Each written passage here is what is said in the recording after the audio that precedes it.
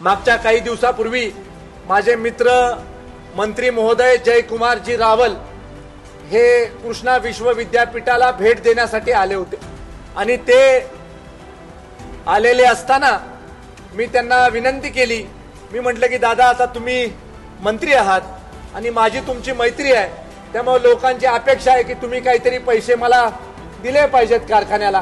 तर ते म्हटले मी पणन मंत्री आहे, एक योजना अशी आहे की त्या योजनेमधनं आम्ही तुमच्या कारखान्याला पैसे देऊ शकू। योजना काय आहे तर आपण लिक्विड फर्टिलायझरचे कारखान्याला करतो, त्या लिक्विड फर्टिलायझरची अद्ययावत लॅबोरेटरी ही करण्याच्यासाठी आपल्याला एक चांगल्या प्रकारे राज्य सरकारच्या योजनेमध्ये हा सगळा प्रकल्प घालून आपल्याला त्याला बायोटेक्नॉलॉजीचा एक प्रकल्प हा राज्य सरकारच्या माध्यमातून मंजूर करण्यासाठी तोंडी शब्द मला मंत्री महोदयांनी दिलाय आणि त्याच्यासाठी त्यांनी मला सांगितलं की 20 कोटी रुपयाचा निधी हा राज्य सरकार मंजूर करेल आणि 20 कोटीपैकी 60% अनुदान हे राज्य सरकार त्या प्रकल्पासाठी आपल्या कारखान्याला देईल।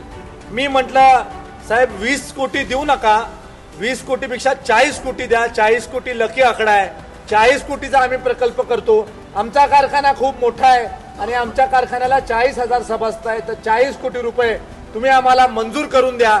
तर त्यांनी मला शब्द दिलाय, मी कारखान्याच्या प्रशासनाला संचालक मंडळाला विनंती करतो की तुम्ही मला हा प्रस्ताव द्या।